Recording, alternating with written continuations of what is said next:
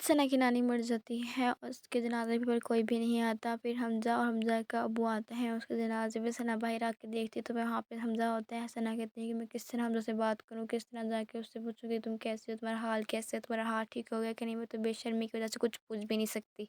हम सना को देख लेते हैं जब सना बाहर आती है और हमज़ा कहता है कि कितनी बदकिस्मत है इन्हें लोग, देखो इन्होंने दूसरों के साथ बुरा किया, इन लोगों के साथ भी बुरा हो गया। पहले दानिश मर गया, उसकी मम्मा पागल हो गई, उसकी नानी भी फोत हो गई।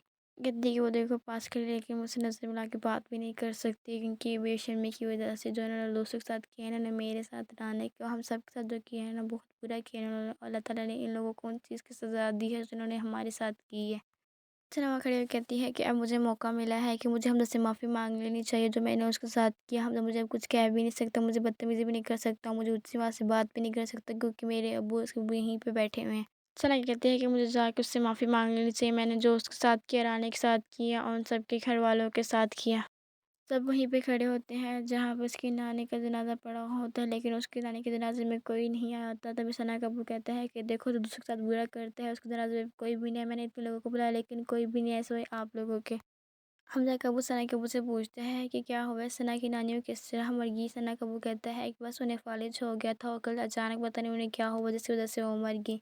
सना के अब्बू कहते हैं कि देखो कितने बदकिस्मत है ना, ये देखो इसकी माँ मर गई है, ये भी पागलों की तरह कह रही है कि मेरी बेटी की भी बारात है कि तुम सब इधर आओ, तो तुम लोग यहाँ से जाना नहीं। हमज़ा का अब्बू सना की नानी का जनाजा उठाते हैं, फिर हमज़ा का अब्बू और हमज़ा दोनों वहाँ से चले जाते हैं। सना की मम्मी कहती है नहीं इसको नहीं लेके जाओ सब यहाँ पे, और मेरा बेटा अभी आ जाएगा, उसकी शादी होने वाली है ना, तुम सब कहाँ पे जा रहे हो। फिर वो रोने लग जाती है और सना अपनी मम्मी को चुप करवाती है और कहती है कि मम्मा क्या करूँ। कहती है कि अल्लाह ताला प्लीज़ मेरी माँ को तो ठीक कर दो, अब मेरी ज़िंदगी में सिर्फ ये एक ही बची है।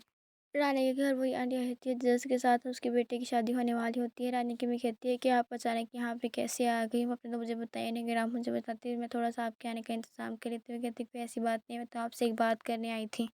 वो कहती है कि मैंने आपसे बहुत इंपॉर्टेंट बात करनी थी, तो मैंने सोचा कि आप फ़ोन पे बात करना, मैं घर जाके तसल्ली से उनसे बात कर लेती हूँ। और रानी की मैं कहती है कि बताएं आपने कौन सी इतनी इंपॉर्टेंट बात मुझसे करनी थी कि आप घर तक आ गए। वो कहती है कि मैंने रानी के रिश्ते की बात करनी थी। रानी की मैं कहती है कि हमारे तरफ तो रिवाज है, सारे घर वाले बड़े बैठ के फैसला करेंगे, फिर कहीं जाके शादी की डेट फिक्स होगी, फिर कहीं जाके लड़की की शादी होगी। हम ऐसे तो आपको हाँ नहीं कर सकते, मुझे पहले सबसे पूछना पड़ेगा।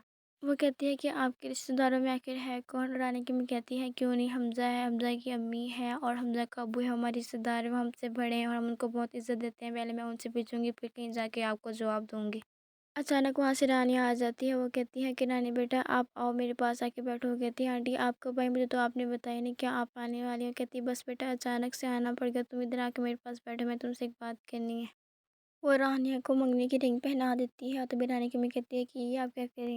रानी की मैं कहती है कि आपको ऐसा नहीं कहना चाहिए था, मैंने आपको कहा है ना कि सारे घर वाले बैठ के पहले इस पे बात करेंगे, फिर कहीं जाके मंगनी और शादी होंगी।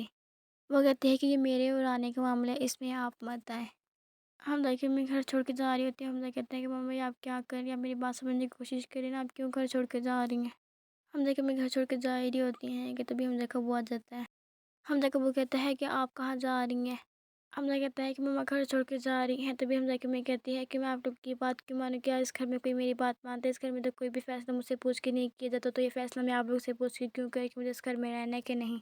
हमज़ा की मैं घर छोड़ के जा ही रही होती है कि तभी उनका पाँव स्लिप हो जाता है और उनके पाँव पे चोट लग जाती है।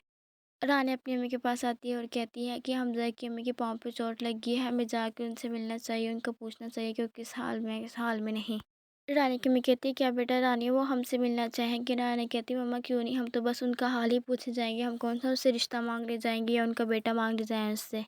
रानी की अम्मी और रानी हमज़ा के अब्बू के पास बैठे होते हैं और उसकी अम्मी का पूछते हैं कि उनकी हालत कैसी है। रानी की अम्मी पूछती है कि किस तरह उन्हें से गिरी, उन्हें चोट कैसे लगी। हमज़ा के अब्बू झूठ बोल देते हुए कहता है कि क्रॉसिंग में पानी लगा रहे थे, अचानक से उनका पाँव स्लिप हो गया और उन्हें चोट लग गई। और रानी जा ही रही होती है हमज़ा की अम्मी से मिलने, तभी वहाँ पे हमज़ा आ जाता है। हमज़ा कहता है कि तुम मेरे घर में यहाँ पे क्या कर रही हो। रानी कहती है मुझे तुमसे पूछ के यहाँ पे नहीं आना, मैं आंटी का पूछने आई हूँ। रानी कहती है कि हटो मेरे आगे से। हमज़ा कहता है नहीं तुम यहाँ से नहीं जाओगे, तो पहले मुझे बताओ कि तुम उसके साथ ऐसे यहाँ पे क्यों बैठी होती हो और तुमने मुझे क्यों वहाँ से निकाला। तुम्हें पता है ना कि मैं तुमसे वहाँ पे नेक्स्ट में कुछ पूछने आया था, मैं तुम्हारे खातिर घर चला था और तुमने उसके सामने ही मेरी बेइज्जती कर दी। रानी कहती है कि मैं तुम्हारी किसी चीज़ का जवाब देना ज़रूरी नहीं समझती, क्योंकि वहाँ से चली जाती है।